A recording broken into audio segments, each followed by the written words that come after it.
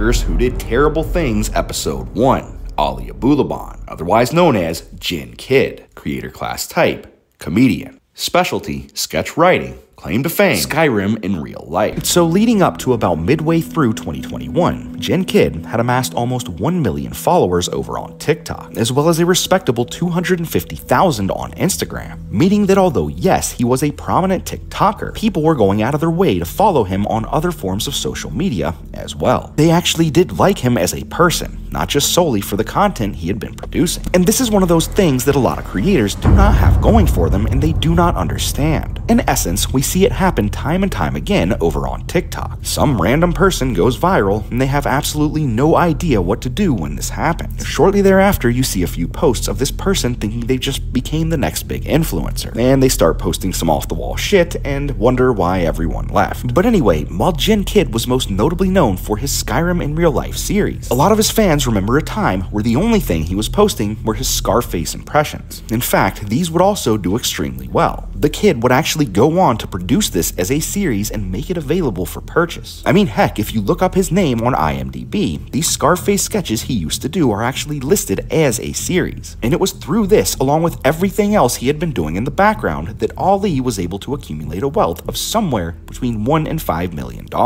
With that, it just seemed like with every single post, the sky was truly the limit for what he was trying to achieve. At any rate, as he began posting the entirety of his Skyrim in real life series on this platform, he also began giving his viewers a glimpse into his home life, alongside his wife Ana and their child, most of which came in the form of a few posts or live streams dancing alongside Ana, looking like they are literally one of the happiest couples out there. However, my friends and frenemies alike, this is a classic example of how things on social media aren't always as they seem. You see, coming into July of 2021, JinnKid's relationship with his wife Ana began absolutely deteriorating.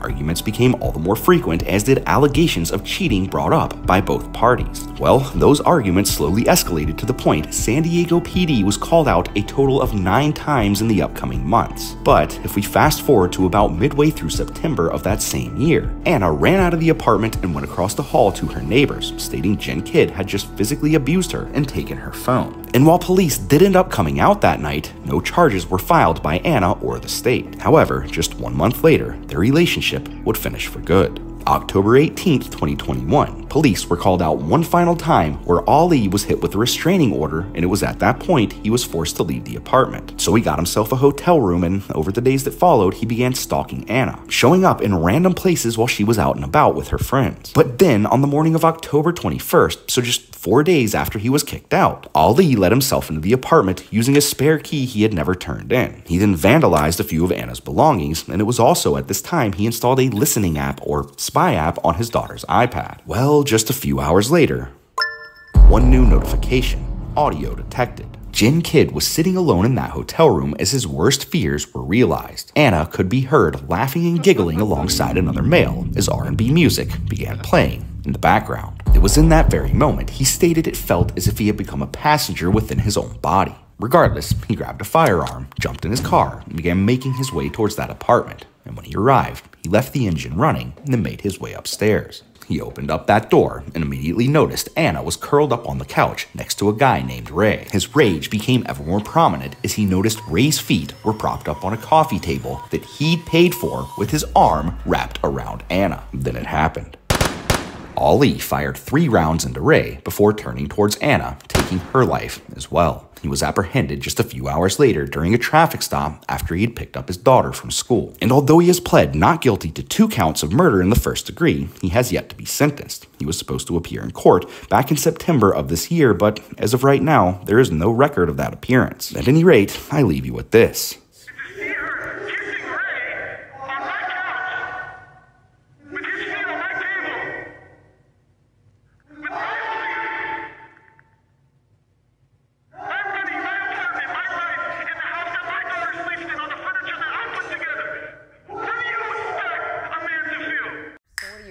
Zaikiya Duncan appeared in court today.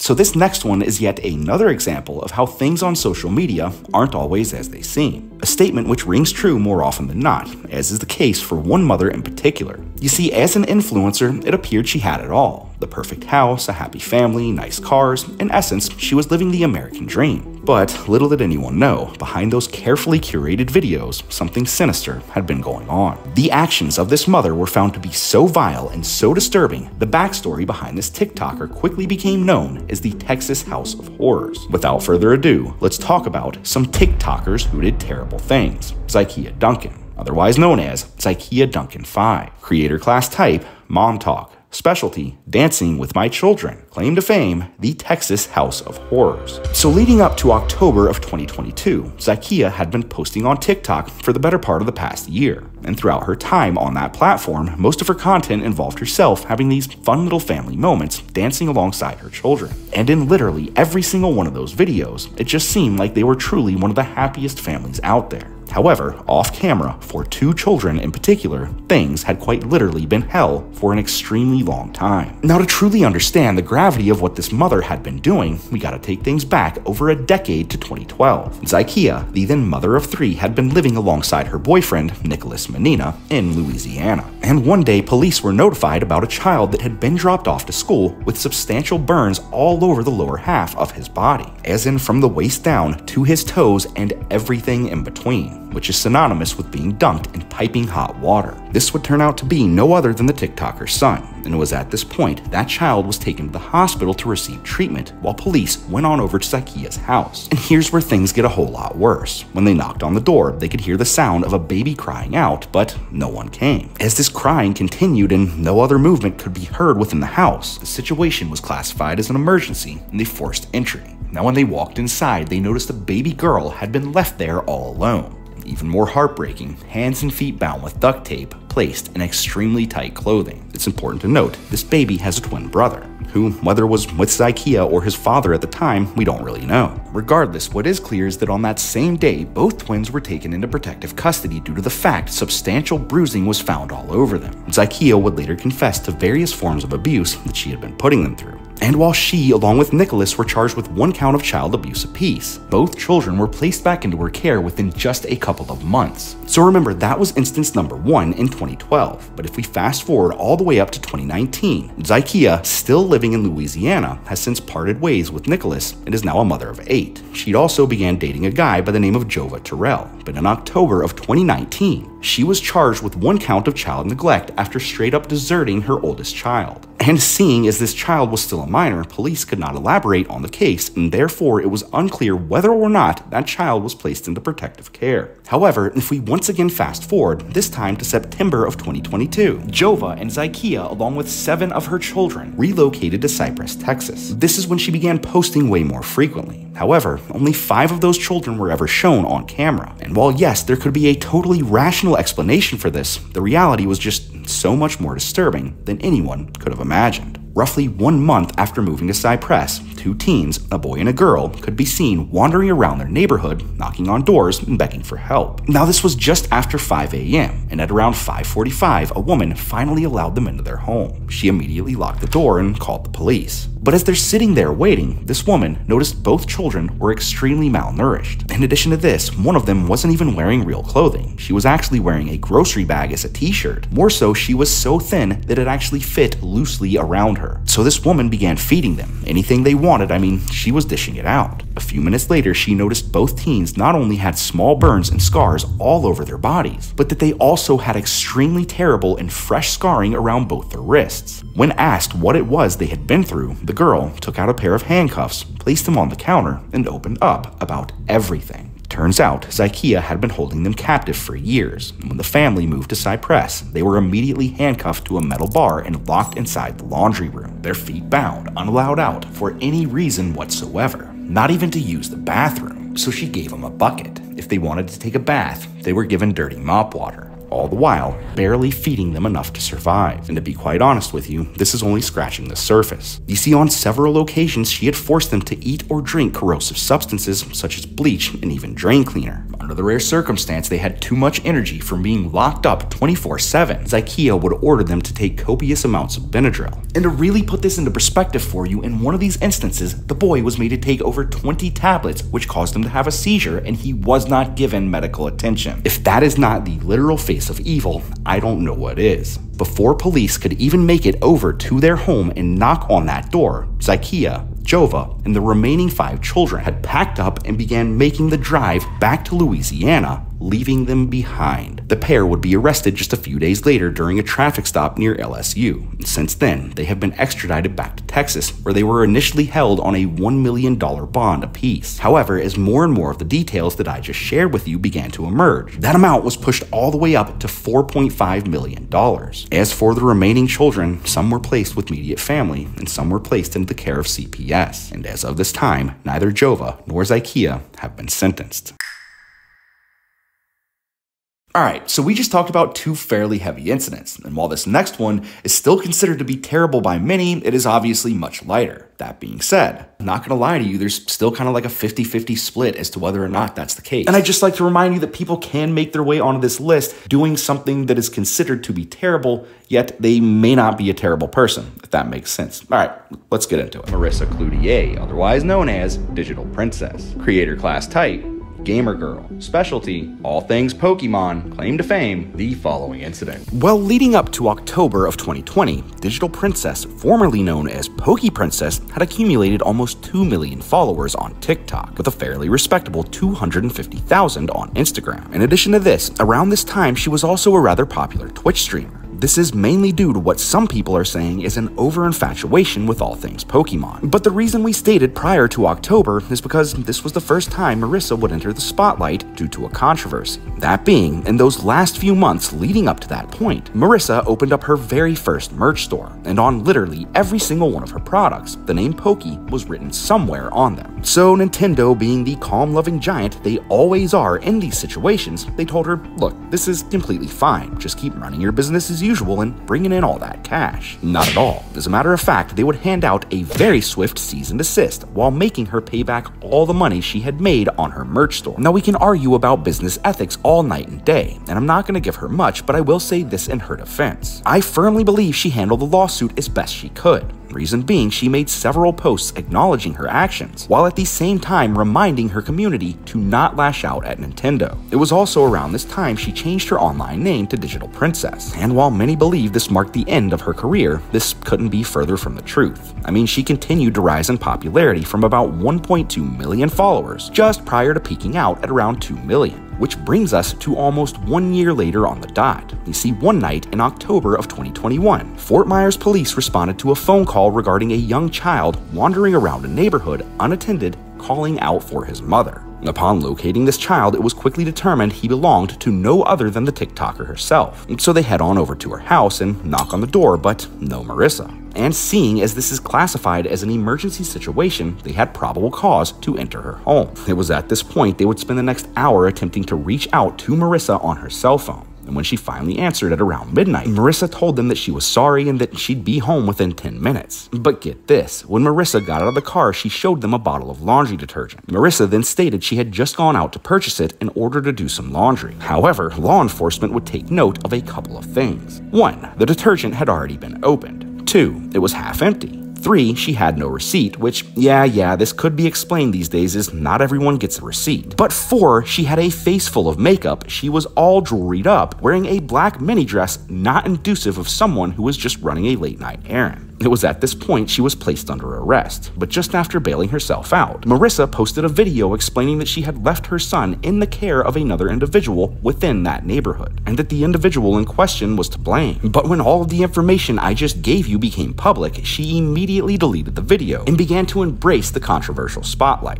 So for those of you who weren't and aren't going to be on TikTok, allow me to set the scene. One day, we all find out everything that you just heard in this video. Next thing you know, she is all over everyone's feed dancing in front of a green Lambo to Takeshi 6ix9ine. I mean, it became quite clear she was going to take the opportunity to capitalize on this situation. In case you're wondering, yes, she still profits off of this incident to this very day, as every once in a while, she'll post a video like this. And some of you may not consider this to be all that terrible, but when you consider a child was found wandering around a neighborhood alone late at night crying out for his mother, who, mind you, had gone to shoot a video for her OnlyFans 11 miles away. Yep, some might say that's pretty terrible.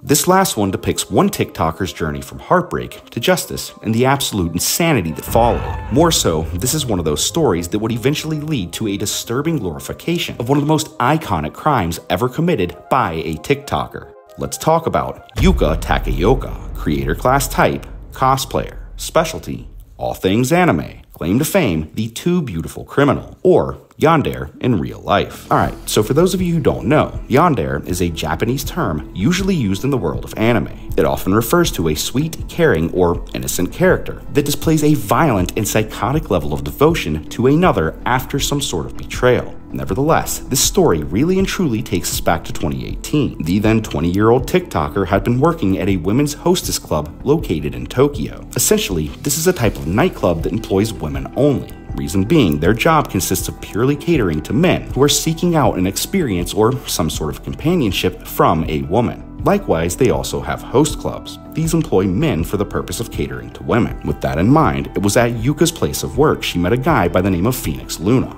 a fairly well-known male host of a completely different nightclub also located in Tokyo. And there was an immediate connection. I mean, not only did she find Luna extremely attractive, she also didn't feel as if she had to put on a completely different personality to try and connect with him on a personal level. One thing led to another, and eventually they began dating. Now in the beginning, things just seemed to be perfect. They had immediately hit things off. This relationship would flourish all the way up until about May of 2019. But it was in that same month things would take a turn for the worse. Not too long after moving in together, that sort of honeymoon phase at the beginning of every relationship had began to fade away. In addition to this, Yuka noticed Luna hadn't been acting the same. And by that, I mean he had become distant with her. He had been coming home much later, and he had been spending more time on his phone. Well, all of this would lead up to the date of May 23rd, 2019, when Yuka finally decided to put her mind at ease in the form of going through Luna's phone while he was sleeping. So Yuka grabbed his phone and began going through his messages, and before too long she breathed this huge sigh of relief as, by all accounts, it seemed as though he had been loyal. However, this feeling would be short-lived, as when scrolling through his pictures, Yuka's heart instantly sank to the floor. She had allegedly found a photo of Luna being intimate with another woman. Over the hours that followed, Yuka paced back and forth in that apartment, all the while her emotions rapidly changing from one extreme to another. Should I just leave? Should I teach him a lesson? No, screw that. He is mine. He will forever be mine.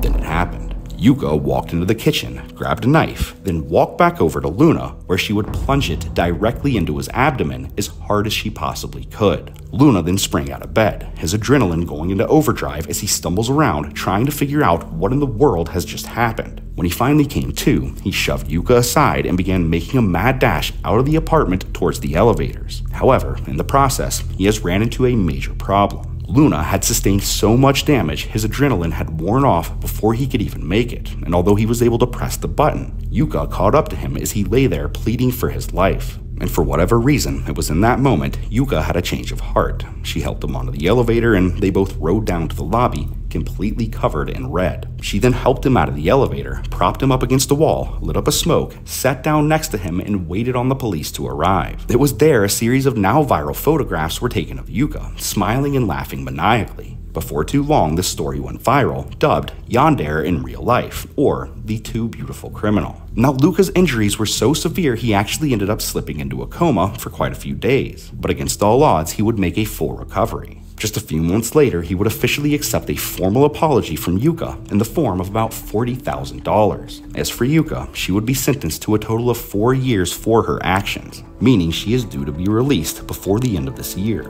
My friends and frenemies alike, we will see you on the next one.